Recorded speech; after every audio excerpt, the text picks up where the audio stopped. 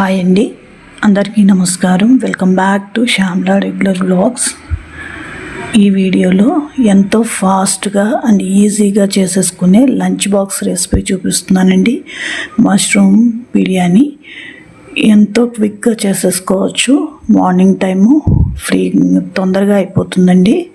దీనికోసం మష్రూమ్స్ని ఒక గిన్నెలోకి తీసుకొని వాటర్ పోసుకొని దానిపైన ఉన్న డస్ట్ అంతా పోయే వరకు కడిగి వేరే గిన్నెలోకి తీసుకోవాలి. ఇప్పుడు మళ్ళీ ఫ్రెష్ వాటర్లో వేసుకొని దానిపైన పొట్టు తీసుకోవాలండి. ఈ పొట్టు తీసుకుంటే మష్రూమ్స్ నీట్గా ఉంటాయండి. మంచిగా శుభ్రం చేసుకోవాలి. ఇదిగోండి, నేను ఇప్పుడు చూపిస్తున్నాను కదా, ఇలా చేయాలండి. ఈజీగా వచ్చేస్తుంది పొట్టు. చూడండి, ఇలా కింద నుంచి పైకి ఇలా బటన్ వేలుతో అనేస్తే ఈజీగా పొట్టు రిమూవ్ అయిపోతుందండి. ఇలా మొత్తాన్ని కూడా నీట్గా క్లీన్ చేసుకోవాలి. ఇది చాలా తొందరగా అయిపోతుందండి ఈ రెసిపీ చేయటం, అంతే టేస్టీగా కూడా ఉంటుంది. ఇప్పుడు మళ్ళీ ఫ్రెష్ వాటర్తో ఒక 2 సార్లు కడుక్కోవాలి. చూడండి, ఇప్పుడు చూపిస్తున్నాను కదా, పొట్టు తీసిన తర్వాత చాలా నీట్గా వచ్చేస్తాయండి. ఇదిగోండి చూడండి, ఇలా నీట్గా వచ్చేస్తాయి. ఇప్పుడు వాటిని కట్ చేసుకోవాలి. కావాలంటే అలా డైరెక్ట్గా కూడా వేసేసుకోవచ్చు. నేను ఇక్కడ కట్ చేస్తున్నాను. మా పిల్లలు అలా డైరెక్ట్గా వేసేస్తే తినరండి, అందుకని నేను కట్ చేసుకుంటున్నాను. ఇలా మొత్తాన్ని కూడా కట్ చేస్తూ పెట్టుకోవాలి.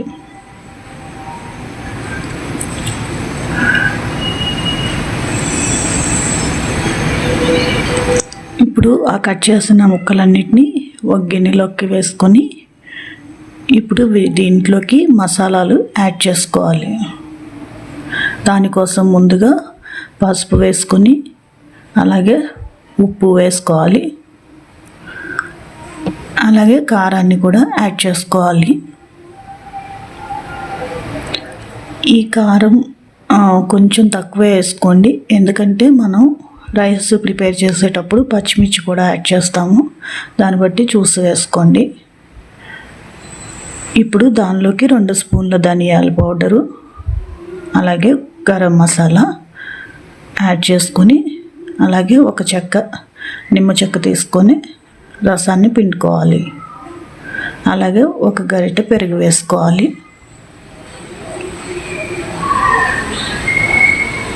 ఇప్పుడు ఈ మొత్తాన్ని బాగా కలిసేటట్టు కలపాలండి.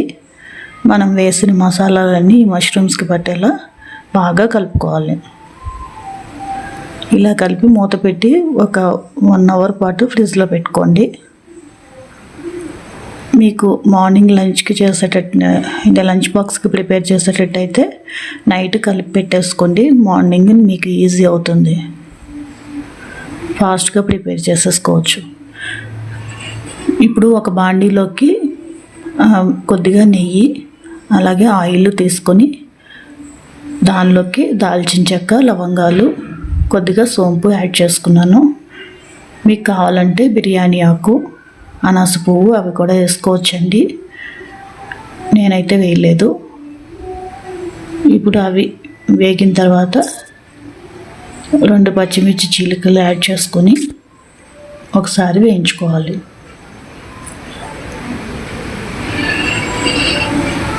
ఇప్పుడు దానిలోకి ముందుగా కట్ చేసి పెట్టుకున్న 2 మీడియం సైజు ఆనియన్స్ సన్నగా కట్ చేసి పెట్టుకోవాలండి. అవి కూడా యాడ్ చేసుకోవాలి. దానిలోనే కొద్దిగా కరివేపాకు కూడా వేసుకోవాలి. ఈ కరివేపాకు కొంతమంది వేస్తారండి రైస్ ఐటమ్స్లో, కొంతమంది వేయరు. అది మీ ఇష్టాన్ని బట్టి ఉంటుంది. ఇప్పుడు కొంచెం మూత పెట్టి ఒక 2 మినిట్స్ మగ్గించుకోవాలి.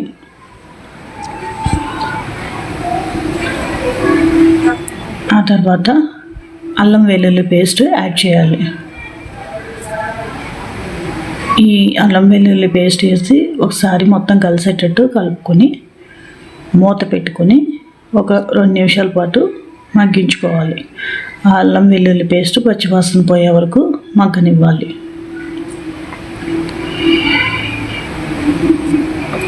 ఒక 2 మినిట్స్ తర్వాత దానిలోకి ముందుగానే కట్ చేసి పెట్టుకున్న 2 టొమాటోలు ముక్కల్ని వేసుకొని దానిలోనే కొద్దిగా పుదీనా అలాగే కొద్దిగా కొత్తిమీర యాడ్ చేసుకుని మొత్తం కలిసేటట్టు బాగా కలుపుకోవాలి. దాంట్లోనే కొద్దిగా సాల్ట్ కూడా యాడ్ చేయాలి.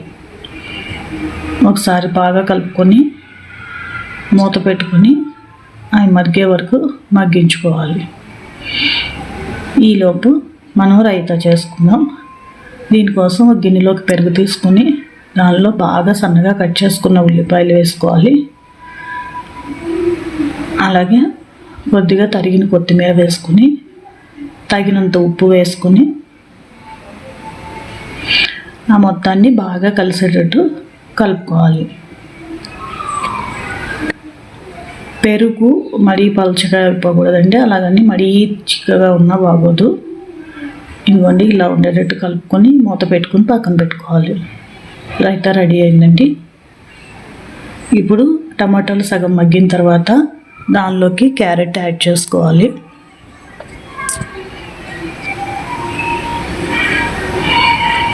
మొత్తాన్ని బాగా కలుపుకొని ఆ క్యారెట్ టొమాటో మగ్గే వరకు మూత పెట్టి మగ్గించుకోవాలి. ఇప్పుడు అది మగ్గిపోయిన తర్వాత ముందుగా మనం కలిపి పెట్టుకున్నాం కదా ఆ మష్రూమ్స్ మొత్తాన్ని వేసుకోవాలి.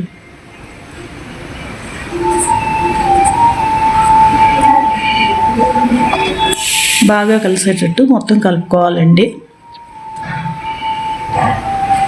కలుపుకొని మూత పెట్టి మగ్గనివ్వాలి. ఈ మష్రూమ్స్ నుంచి ఆయిల్ వస్తుందండి. ఈ ఆయిల్ ఎగిరిపోయే వరకు మధ్య మధ్యలో కలుపుకుంటూ మగ్గనివ్వాలి. ఇంకొంచెం వాటర్గా ఉందండి, మరొక 2 నిమిషాలు మగ్గించుకుందాం. చూడండి ఇలా ఆయిల్ పైకి తేలి పూర్తిగా మగ్గిపోయింది. ఇలా మగ్గే వరకు మగ్గించుకోవాలి. ఆ తర్వాత దీనిలోకి మనం ముందుగా నానబెట్టి ఉంచుకున్న రైస్ వేసుకోవాలండి. ఒక అరగంట ముందు ఈ రైస్ని బాగా కడిగి శుభ్రం చేసుకొని నానబెట్టుకున్నాను.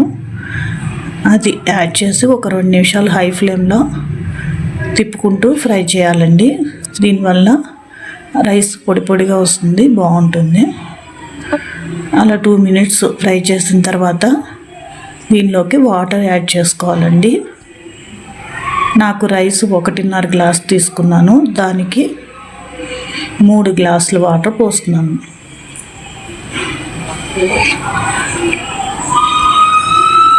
ఇప్పుడు దీన్ని ఒకసారి సాల్ట్ సరిపోయిందో లేదో చూసుకోవాలండి.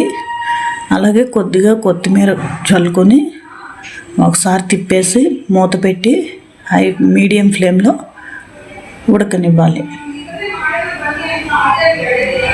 ఇదిగోండి సగం ఉడికింది. ఇప్పుడు సిమ్లో పెట్టేసుకొని మగ్గనివ్వాలండి. ఒకసారి ఇలా పైకి కిందకి కలుపుకోవాలి, ముక్కలన్నీ కిందకి వెళ్తాయండి.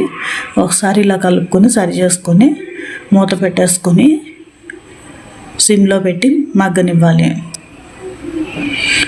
చూడండి ఆల్మోస్ట్ బాగా మగ్గిపోయింది, రైస్ అంతా ఉడికింది.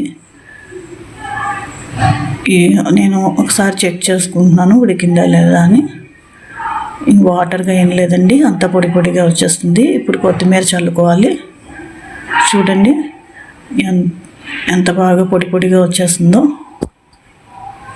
ఇలా సిమ్లో పెట్టి మగ్గించుకోవాలి. ఇంకొక 1 నిమిషం పాటు మూత పెట్టి దించుకుంటే వేడివేడిగా మష్రూమ్ రైస్ రెడీ అండి. మష్రూమ్ బిర్యానీ రెడీ అయిపోయింది. లంచ్ బాక్స్లోకి ఈజీగా చేసేసుకోవచ్చండి. చాలా ఈజీగా ఫాస్ట్గా అయిపోతుంది. ఈ వీడియో మీకు నచ్చితే సబ్స్క్రైబ్ చేసుకోండి. ఉంటానండి.